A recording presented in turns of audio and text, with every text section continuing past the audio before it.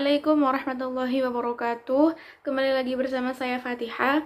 Di sini saya akan melanjutkan video yang kemarin, yaitu mereview dua buku. Yang pertama buku The History of the Quranic Text karya Muhammad Mustafa Al-Azami, dan buku yang kedua yaitu buku Rekonstruksi Sejarah Al-Quran karya Taufik Anan Amal. Selamat menonton, semoga bermanfaat. Langsung saja pada buku yang pertama, yaitu buku The History of the Quranic Text karya Muhammad Mustafa Al-Azami. Di sini saya akan membahas bab 18 dan bab 19. Pada bab 18 ini menjelaskan tentang orientalis dan Al-Quran. Terdapat beberapa pintu gerbang yang digunakan sebagai alat penyerang terhadap teks Al-Quran. Salah satunya adalah menghujat tentang penulisan serta kompilasinya. Pihak orientalis mempertanyakan mengapa jika Al-Quran sudah ditulis sejak zaman Nabi, tetapi Umar merasa khawatir dengan kematian para hufaz pada peperangan Yamamah dan memberitahu Abu Bakar akan kemungkinan lenyapnya kitab suci ini. Lebih jauh lagi, mengapa bahan-bahan yang telah ditulis tidak disimpan di bawah pemeliharaan Nabi Muhammad. Meskipun berita itu diriwayatkan oleh Al-Bukhari dan dianggap sah oleh semua kaum muslimin, penjelasan itu tetap dianggap oleh kalangan orientalis apa yang didiktekan sejak awal dan penulisannya itu dianggap palsu. Mungkin karena kedangkalan ilmu atau pengingkaran sentral yang melingkari pendirian mereka. Katakanlah terdapat satu naskah Al-Quran milik Nabi. Mengapa beliau lalu menyerahkannya kepada para sahabat untuk disimak dan dimanfaatkan? Besar kemungkinan di luar perhatian tiap nasikh mansukh munculnya wahyu baru ataupun perpindahan urutan ayat-ayat tidak akan tercermin dalam naskah di kemudian hari. Pintu gerbang kedua masuknya serangan terhadap Al-Quran adalah melalui perubahan besar-besaran studi keislaman menggunakan peristilahan orang Barat. Dalam karyanya Introduction to Islamic Law, Church membagi fikih Islam kepada judul-judul berikut. Yang pertama itu orang, persons, harta, property, kewajiban umum, obligation in general, dan lain-lain. Nah, susunan ini sengaja diperkenalkan guna mengubah hukum Islam pada hukum Romawi. Golongan Church, terus Wansbrough, Noldeck, Jeffrey, Wingana, Puin bukan satu-satunya orang yang melakukan rencana busuk ingin meraih kesuksesan dalam memalsukan Al-Quran, baik dengan mengadakan perubahan, sengaja membuat kesalahan terjemahan, atau yang lainnya. Nah, dalam upaya memisahkan Al-Quran dengan Sunnah, mereka ini, para orientalis, benar-benar tidak peduli dengan undang-undang yang mengatur seluruh hukum dan ketetapan. Dengan kerusakan kitab suci tanpa alasan, mereka jadikan sebagai norma kehidupan. Para ilmuwan Barat ingin mengguyur Al-Quran ke dalam lumpur hitam tanpa menyadari bahwa hasrat yang mereka dambakan ini hendak mendiskreditkan terhadap sesuatu yang pasti dan terpelihara secara sempurna. Itu tidak dapat mungkin terwujud. Lalu polemik orang-orang Kristen terhadap Al-Quran atau Islam ini secara keseluruhan lebih diminati oleh orang Eropa. Pada bab 19 menjelaskan tentang beberapa motivasi orientalis, kajian subjektivitas. Semua keilmuan orientalis dibangun di atas premis bahwa orang luar yang lebih cemerlang diberi kebebasan untuk memihak. Teori-teori orientalis tidak lahir dari kevakuman, melainkan muncul dari dunia yang terdesak kepentingan politik yang mempolakan dan mewarnai seluruh teori yang ada. Semua studi Islam pada hari ini masih terperangkap dalam kepentingan politik. Lalu, tujuan orientalisme adalah menyingkap Muhammad sebagai nabi palsu. Lalu Al-Quran jiplakan yang mengerikan, hadis rekayasa, dan hukum Islam yang sangat lunglai. Kecenderungan ilmuwan Barat memaksa kaum muslimin melenyapkan semua ayat-ayat Al-Quran tentang orang-orang Yahudi. Boleh jadi dirasakan melompat terlalu jauh oleh kalangan tertentu. Di atas segalanya, kita harus menjadikan Al-Quran sebagai referensi kita. Bagian teks manapun yang mungkin berlainan dengan mushaf yang ada, terserah apa yang hendak mereka sebutkan adalah bukan dan tidak akan menjadi bagian dari Al-Quran. Demikian halnya segala upaya dari pihak non-muslim yang ingin mencekoki pikiran tentang dasar-dasar ajaran dan legitimasi agama kita, mesti kita tolak. Bagaimanapun keadaan suhu politik, pandangan kaum muslimin terhadap kitab suci ini tetap tak akan tergoyahkan. Ia adalah kalam Allah yang konstan, terpelihara dari kesalahan tak mungkin dapat diubah dan mukjizat yang tak mungkin direkayasa. Dilanjut pada buku yang kedua, yaitu buku Rekonstruksi Sejarah Al-Quran, Karya Fiqh dan Amal.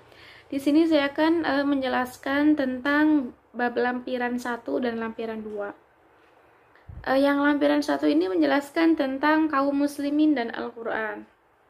Yang pertama itu tentang penghafalan dan pembacaan Al-Quran. Dalam bab 4 telah diperlihatkan bahwa bentuk paling awal dari proses interaksi antara generasi pertama Islam dan kalam ilahi adalah penghafalan wahyu-wahyu yang diterima oleh Nabi.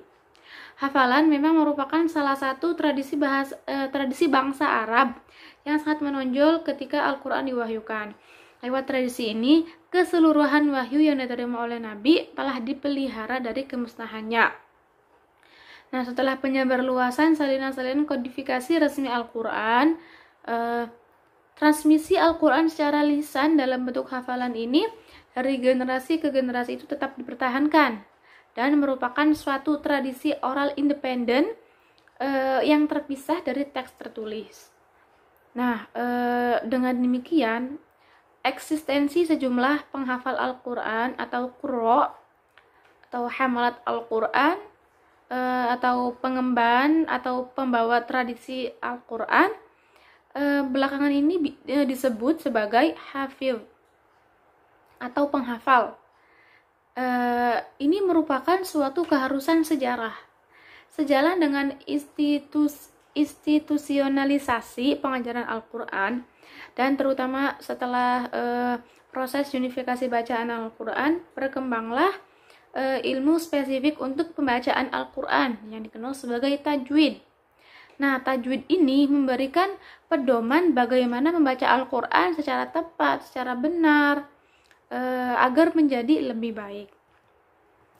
Dalam khazanah literatur Islam, selain tajwid, terdapat beberapa istilah yang lazim digunakan untuk merujuk ilmu spesifik pembacaan Al-Quran, seperti tartil, tilawah, qiraah, dan sebagainya. Lalu, di Indonesia sendiri, pengajaran Al-Quran itu dilakukan dalam bentuk privat dan institusional.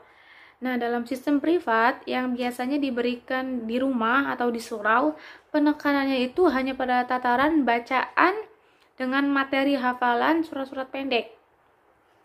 Sistem yang digunakan mengikuti kaidah Baghdadiyah. Sistem pengajaran semacam ini membutuhkan waktu yang relatif cukup lama. Lalu belakangan sistem pengajaran ini disempurnakan dengan diintroduksinya metode baru yang dikenal sebagai metode Iqra. Lalu ada yang namanya terjemahan Al-Quran. Terjemahan Al-Quran adalah salah satu cara bagi kaum muslimin non-Arab yang tidak bisa berbahasa Arab untuk memahami Al-Quran. Jadi lewat terjemahan kitab suci inilah mereka bisa memahami Al-Quran dari bahasa mereka sendiri. Lalu ada pertanyaan, apakah Al-Quran yang menyatakan dirinya diturunkan ke dalam bahasa Arab itu bisa diterjemahkan ke dalam berbagai bahasa non-Arab? Tentu bisa, karena hal ini itu secara jelas bertentangan dengan tujuan pewahyuan Al-Quran, yakni agar manusia bisa memahaminya, dan bertabrakan juga dengan keyakinan tentang universalisme Islam. Terus pelarangan juga terjemahan Al-Quran ke dalam berbagai bahasa sebagai akibat dan dari sakralisasi telah menciptakan kesulitan bagi pemeluk-pemeluk Islam non-Arab. Memang benar Tuhan itu telah membuat atau mewahyukan Al-Quran dalam bahasa Arab. Tetapi manusia bisa membuatnya menjadi berbahasa berbagai bahasa. Contohnya itu Persia, Turki, Cina, Indonesia, dan lainnya. Lalu upaya lain untuk memahami Al-Quran yang dalam kenyataannya paling banyak dilakukan di kalangan muslimin itu melalui tafsir. Sebagai upaya untuk memahami dan menjelaskan kandungan pesan Al-Quran, tafsir berdasarkan sejumlah pernyataan Al-Quran dapat dikatakan telah eksis pada awal Islam dan dimotori oleh Nabi Muhammad sendiri. Dilanjut pada lampiran yang kedua. Dalam lampiran kedua ini menjelaskan tentang kesarjanaan Barat dan Al-Quran. Perhatian ilmiah kesarjanaan Barat terhadap Al-Quran bermula dengan kunjungan Petrus Venerabilis ke Toledo. Dengan pertimbangan utama membasmi kepercayaan heretik, yakni Yahudi dan Islam, dan membela keyakinan Kristiani, ia membentuk dan membiayai suatu tim penerjemah untuk menerjemahkan serangkaian teks Arab yang disebut dengan Clunia Corpus. Nah, bagian Clunia Corpus adalah terjemahan Al-Quran ke dalam bahasa Latin yang digarap oleh Robert of Caton. Liber Legis Saracenorum Quem Al-Quran Volcano. Karya ini memiliki pengaruh cukup luas di kalangan sarjana selama berabad-abad di Barat dan merupakan sumber utama pengetahuan orang-orang Eropa tentang Al-Quran. Namun, terjemahan pertama Al-Quran ini memiliki sejumlah cacat mendasar dan dalam kebanyakan kasus tidak akurat. Lalu terjemahan berikutnya itu ke dalam bahasa Latin, Al-Qurani Textus Universus, Ludovico Maracci, langsung dari teks Arab. Nah, dibandingkan terjemahan pertama Al-Quran Clunia Corpus, terjemahan Maracci ini terlihat lebih cermat. Lalu ada André du Ryer merupakan penerjemah pertama Al-Quran ke dalam bahasa Perancis. Tetapi Sel menilai terjemahan ini tidak akurat karena mengandung banyak perubahan. Lalu ada terjemahan Al-Quran ke dalam bahasa Inggris, pertama kali itu digarap oleh Alexander Ross. Karya ini didasarkan pada terjemahan Perancis du Ryer. Tingkat akurasi yang lebih baik dicapai dalam terjemahan Al-Quran itu disusun oleh George Sell. Nah, lalu terjemahan Bell, The Quran Translate with a Critical Arrangement of the Surah, terbit dalam 2 jilid, merupakan terjemahan yang unik karena upaya penyusunannya itu untuk menata ulang secara kritis materi-materi Al-Quran ke dalam berbagai periode pewahyuan.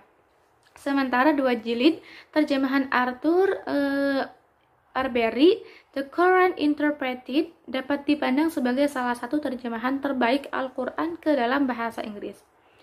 Kajian-kajian Al-Quran yang paling awal di Barat bermula pada abad pertengahan dengan serangkaian penerjemahan yang terdapat dalam Clunia Corpus. Pada faktanya lebih menunjukkan karakter apologetik ketimbang karakter ilmiah. Ketika itu suasana peperangan salib di mana umat Islam dan umat Kristiani Barat musuh bebuyutan mengakibatkan umat Kristiani itu menegaskan ketidakbenaran Al-Quran. Mereka berbicara bahwa tak satu pun kandungan Al-Quran yang berasal dari Tuhan. Lalu gaya Al-Quran tidak selaras dengan gaya suatu kitab suci. Bahkan mereka menuduh Muhammad itu sebagai nabi palsu. Lalu pada penghujung abad pertengahan, setelah Konstantinopel jatuh ke tangan Turki, perhatian Barat terhadap Islam semakin bertambah. Selama abad ke-18 dan awal abad ke-19, suatu kecenderungan mulai menguat dan berupaya menaksir ulang gagasan-gagasan Barat abad pertengahan. Kecenderungan ini sebagian kecilnya merupakan hasil dari reaksi terhadap Kristen, dan bagian terbesarnya adalah hasil dari eksplorasi sumber-sumber Islam yang otentik. Perubahan yang mendasar dalam gagasan ini pertama kali muncul di Inggris, dimotori oleh Thomas Carlyle. Carlyle ini memang telah berbuat banyak dalam mempurifikasi sikap Barat terhadap Islam dan nabinya. kecenderungan baru yang dimotori Carl Lee kemudian marak dalam berbagai belahan dunia barat pada paruh kedua abad ke-19. Kajian-kajian Al-Quran di barat mulai mencapai sisi akademis dengan munculnya edisi Al-Quran disunting oleh Fluegel. Tetapi sebagian besar sarjana barat menekuni kajian Al-Quran mengawali karirnya dengan kajian atas kehidupan Nabi.